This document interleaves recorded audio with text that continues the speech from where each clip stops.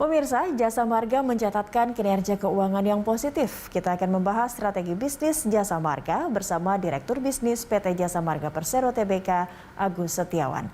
Selamat pagi, Pak Agus. Pagi, Mbak Cakri. Baik Pak Agus, ini selamat juga ya atas kinerja yang sangat signifikan melonjaknya sampai 374% kalau tidak salah, 300% lebih begitu. Ini seperti apa sebenarnya kinerja yang telah dicapai oleh Jasa Marga hingga kuartal 3 yang sangat positif ini begitu Pak? Baik, makasih Mbak Cakri.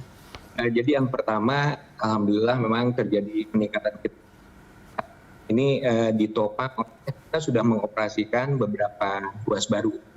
Jadi ruas baru ini mulai memberikan kontribusi kepada Jasa Marga. Nah kemudian yang kedua ini yang cukup signifikan, kita lihat bahwa perkembangan melalui kita dan sekarang mereda pandemi ini itu berdampak signifikan untuk kami, sehingga dengan penambahan volume lalu lintas ini berdampak pendapatan yang cukup signifikan. Jadi kalau dengan tadi yang disebut itu volume kendaraan menurun drastis dan saat ini sudah recovery sudah sangat kelihatan. Jadi aktivitas masyarakat itu makin berkembang dan tentu ini berdampak terhadap meningkatnya volume lalu lintas yang ujungnya itu menambah ada yang cukup disampaikan. Jadi ruas baru yang dioperasikan pada tahun 2024 ini adalah ruas Bogor Simpang sampai Seblak. Kemudian juga kita mengoperasikan ruas baru Cinere Serpong 1, ruas Pamulang 6,5 km. Kemudian juga yang beberapa dioperasikan itu Cengkareng Batu Kepek Kucing itu sekitar 15 km. Dan yang terakhir ruas Balikpapan Samarinda. Nah itu kesemuanya kembali memberikan dampak signifikan dan peningkatan kita. Oke, artinya tidak hanya di Jawa saja, di luar Jawa pun bahkan tadi sampai Balikpapan ini untuk kawasan Kalimantan dan Sulawesi juga begitu ya. Ini memberikan pemasukan yang besar ini yang berpengaruh terhadap kinerja keuangan. Tapi Pak, betul. Yang kita ketahui baru saja begitu kemarin akan nanti PPKM level 3 ini akan kembali diberlakukan di akhir Desember. Apakah ada langkah yang antisipasi mungkin yang bisa dilakukan oleh Jasa Marga mengingat pemasukan yang terbesar memang adalah dari para pengguna jalan tol begitu. Apa yang sudah dilakukan untuk libur Natal dan libur Natal dan Tahun Baru nanti? Ya, baik, tentu saja kalau kami proyeksikan nih kendaraan insya Allah cukup meningkat ya sampai dengan akhir. Dan nanti kami tentu akan melakukan berbagai antisipasi. Ini tentu kami dikoordinasikan oleh SIA dan untuk memastikan bahwa harus nanti Natal 2021 dan tahun 2022 ini bisa kita kendalikan baik di era pandemi yang memang saat ini kami akan mengupayakan bahwa seluruh pelayanan minimal yang oleh pajak itu bisa diperoleh oleh masyarakat. Jadi apabila nanti ada kebijakan pemerintah, itu kami akan ikut pasti di lapangan agar mobilisasi masyarakat berjalan dengan baik, dengan pandemi juga bisa dikendalikan di seluruh ruas jalan tol dan juga di seluruh rest area yang kami. Oke, iya baik seperti itu ya Pak ya. Lalu kalau untuk peluang bisnis dan aksi korporasi yang sudah tercapai di tahun ini begitu ya, salah satunya juga yang bisa mendukung kinerja yang sudah dicapai hingga 374%, apa saja Pak yang sudah nampak begitu? Ya baik Mbak Cakri, jadi kami berstrategi bahwa saat ini kami harus menyeimbangkan antara bagaimana kami menyelesaikan yang saat ini masih dalam konstruksi, dengan kami mengupayakan bahwa kinerja keuangan senantiasa terjaga. Jadi kami mengatur jadwal untuk penyelesaian proyek, juga kami melakukan berbagai upaya penguatan keuangan dengan berkomunikasi dengan perbankan. Bagaimana relaksasi bisa diberikan oleh perbankan, dan itu mudah-mudahan kalau kita melihatnya dan apa yang sudah dihasilkan oleh ini itu berdampak signifikan. Jadi dari semua sisi ya, dari sisi operasional kami mengupayakan bahwa volume peningkatan lalu lintas itu berjalan baik di era pandemi. Kemudian kami mengusahakan menambah pendapatan jasa marga. Kemudian kami memperkuat kinerja keuangan dengan mengupayakan adanya relaksasi dan beban dari yang bisa dari perbankan ya. Itu juga menjadi salah satu sumber nyawa atau pemasukan juga bagi perseroan pastinya di kondisi pandemi sekarang. Baik Pak Agus, kita akan jeda terlebih dahulu. Di segmen berikutnya kita akan membahas seperti apa sebenarnya kinerja dari saham dari Jasa Marga. Pemirsa tetaplah bersama kami, Dialog Corporate Action akan kembali sesaat lagi.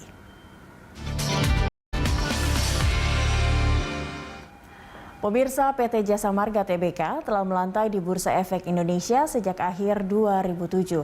Rekan Julita Talambanua akan menyampaikan berbagai informasinya untuk Anda. Julita, silakan.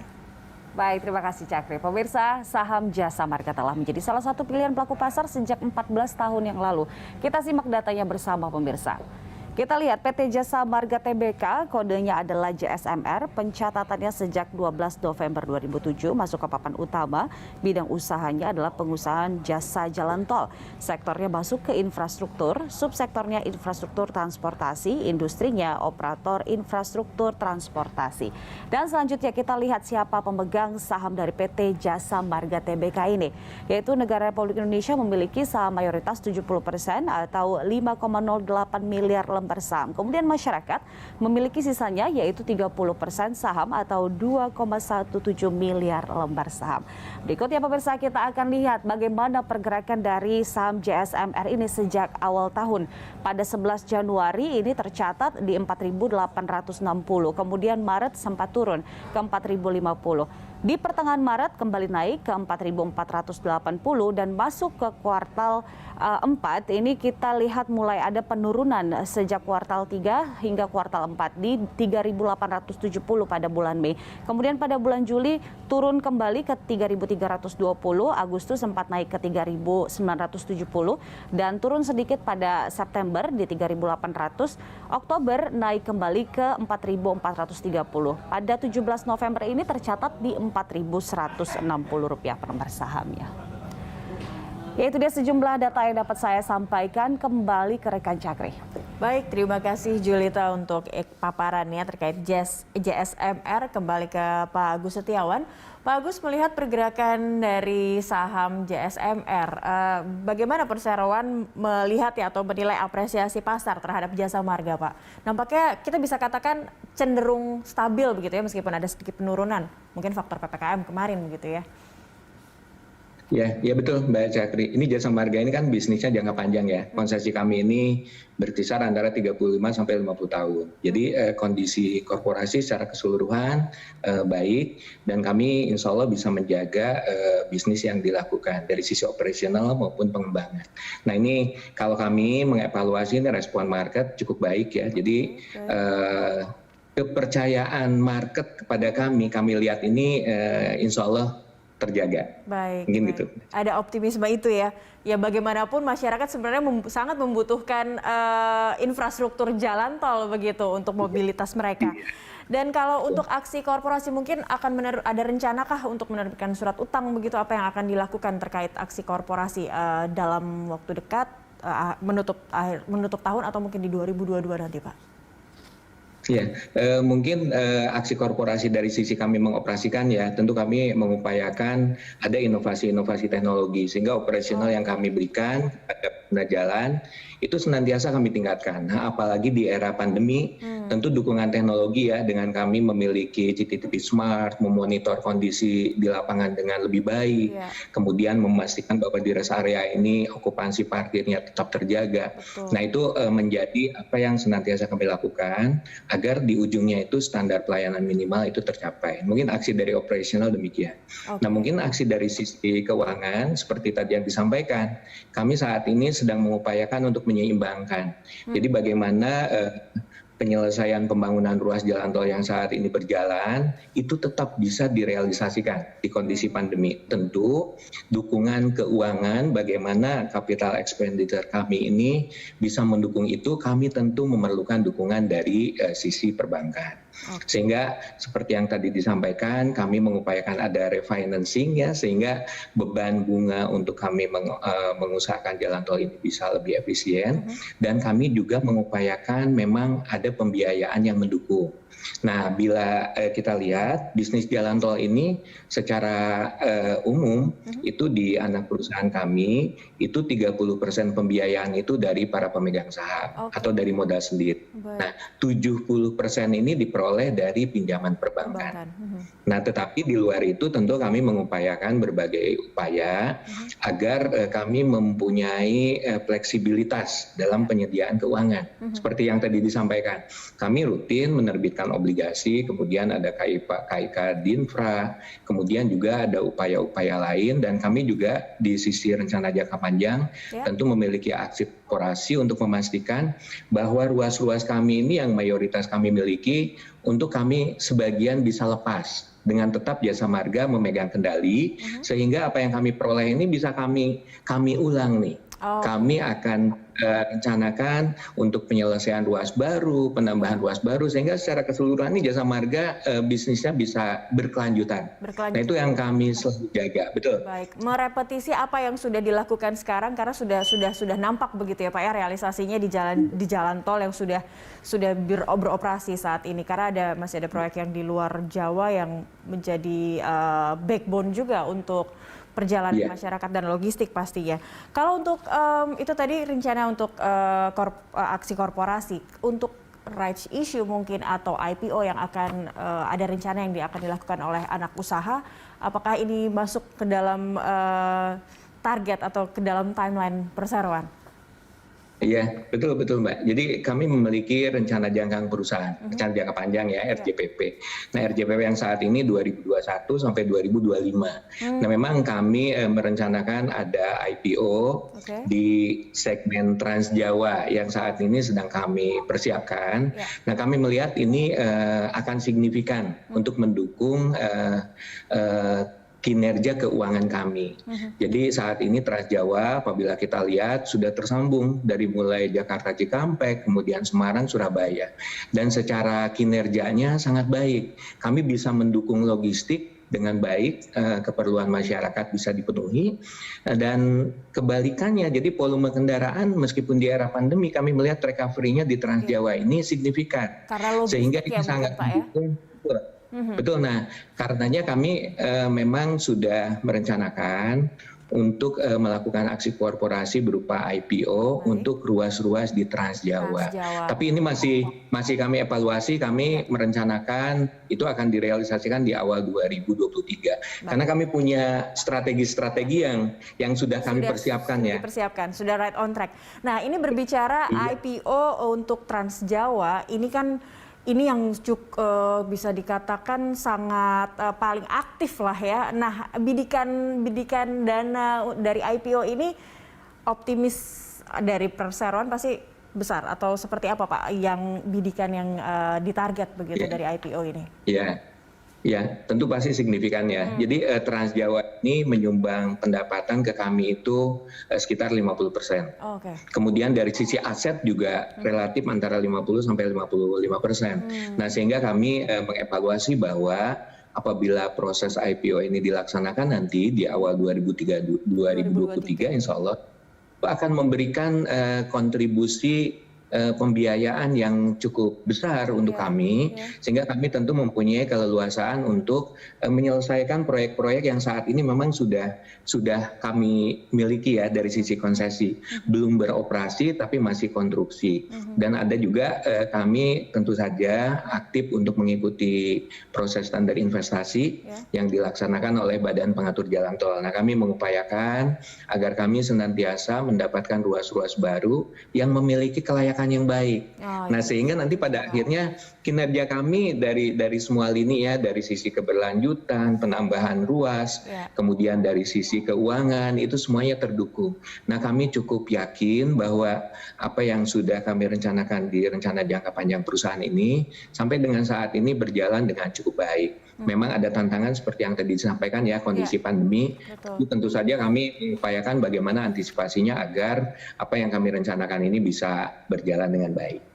Baik, kita masih ada satu segmen Pak Agus. Ini menarik karena kita bisa melihat investasi 2022-nya akan seperti apa yang akan dialokasikan oleh perusahaan, oleh Jasa Marga di segmen berikutnya pemirsa. Tetaplah bersama kami. Corporate Action akan segera kembali usai News Update.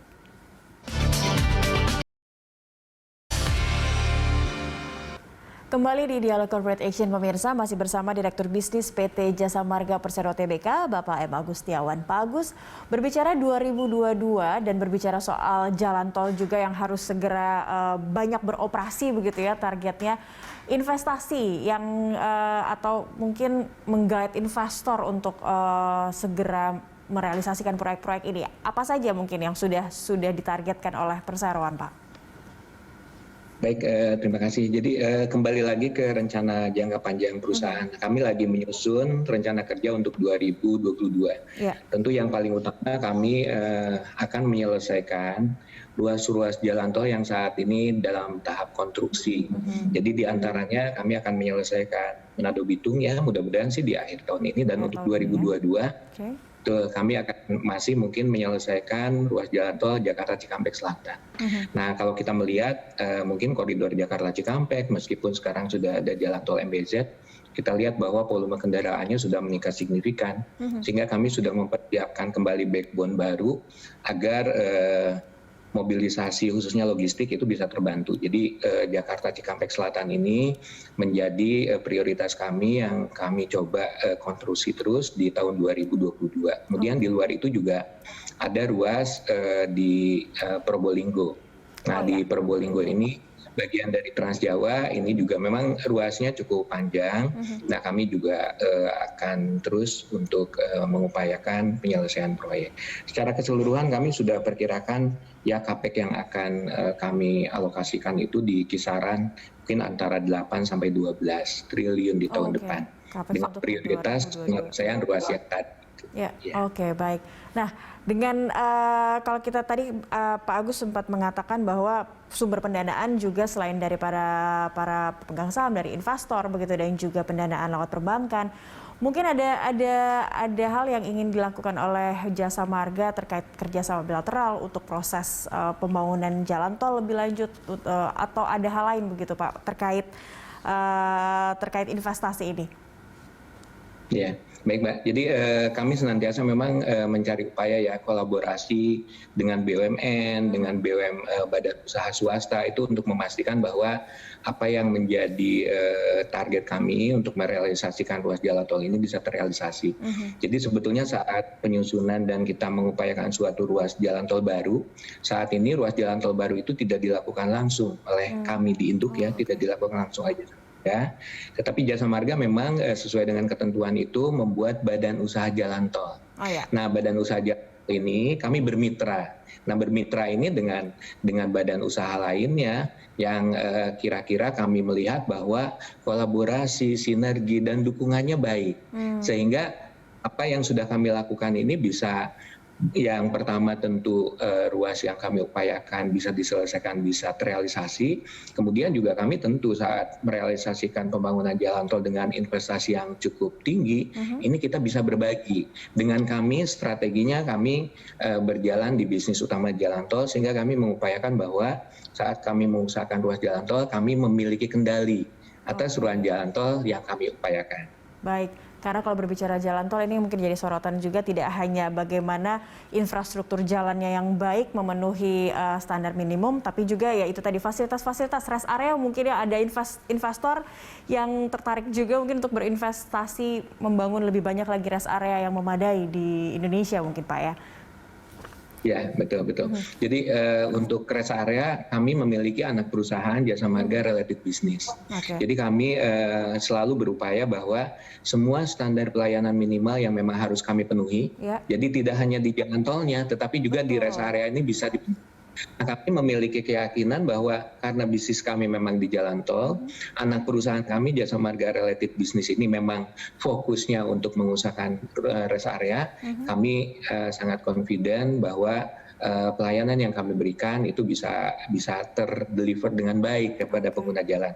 Nah, mitra-mitra pendukung itu tentu kami akan sangat buka, baik kalau rest area tentu akan bermitra dengan Jasa Marga Related Business, tapi di bisnis jalan tolnya bermitra dengan Jasa Marga Holding untuk nanti bisa membuat badan usaha jalan tol secara bersama-sama. Baik, terakhir mungkin Pak Agus, bagaimana Anda meyakinkan para pelaku pasar begitu ya, mewakili dari Jasa Marga juga ini bahwa saham Jasa Marga, JSMR ini masih sangat prospektif, sangat optimis juga karena melihat prospek dari proyek-proyek yang tengah berlangsung hingga saat ini.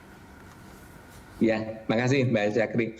Jadi yang pertama kami bisa mendeliver kinerja yang senantiasa terjaga. Nah ini kami selalu upayakan dan kami merealisasikan semua rencana jangka panjang, kemudian diimplementasikan tahunan dengan rencana kerja tahunan. Ini kami disiplin dengan itu, sehingga program-program yang direncanakan itu mudah-mudahan bisa terdeliver dengan baik sesuai dengan schedule yang memang sudah direncanakan. Nah kemudian di luar itu juga tentu kami mengupayakan berbagai inovasi nih dari sisi pelayanan. Jadi bagaimana kami dari sisi pelayanan kepada pengguna jalan tol, kami membuat laboratorium Internet of Things agar pelayanan yang diberikan itu bisa senantiasa meningkat. Jadi kami punya laboratorium untuk bagaimana kami menciptakan inovasi untuk pelayanan bisa meningkat secara teknologi. Nah kemudian di luar itu juga tentu saja dari sisi pemeliharaan kami merealisasikan integrated maintenance system. Jadi agar kalau ada misalnya ada satu titik ada pergerakan tanah di jalan tol itu kami bisa deteksi lebih awal. Nah kuncinya adalah selain inovasi adalah teknologi. Nah teknologi ini senantiasa kami tingkatkan untuk memberikan keyakinan kepada market bahwa Jasa Marga ini bertumbuh dan senantiasa meningkatkan pelayanannya. Satu lagi nih Mbak Syakri, kami memiliki Jasa Marga Toll Road Command Center. Jadi seluruh informasi dan pengelolaan dari sisi operasional itu dikendalikan dari Jasa Marga Toll Road Command Center. Nah di Jasa Marga Toll Road Command Center ini kami bisa melihat semua pergerakan kendaraan di ruas. Sehingga apabila ada gangguan perjalanan, kemudian ada kepadatan, itu kami bisa atur dan kendalikan sehingga secara manajemen lalu lintas ini kami bisa sesegera mungkin mengantisipasi apa yang harus kami lakukan di lapangan. Nah satu lagi ini mungkin pesan-pesan sponsor. Jadi kami memiliki juga channel untuk informasi di 14080. Nah ini para pengguna jalan silakan memanfaatkan nomor tersebut apabila mendapat kesulitan, apabila memerlukan informasi. Di samping kami punya aplikasi Travoy untuk sekali lagi bahwa semua informasi dan pelayanan yang kami berikan kami harapkan bisa terdeliver dengan baik. Kepada seluruh pengguna. Karena di ujungnya sebagai pengguna jalan, sebagai end usernya adalah mereka menginginkan perjalanan mereka aman, nyaman, selamat sampai di tujuan begitu ya Pak ya. Baik, sukses terus untuk Jasa Marga. Terima kasih untuk waktunya Pak Agus Setiawan, Direktur Bisnis PT Jasa Marga Persero Tbk telah bergabung bersama kami di Corporate Action. Pemirsa, Corporate Action akan kembali dengan informasi lainnya sesaat lagi. Tetaplah bersama kami.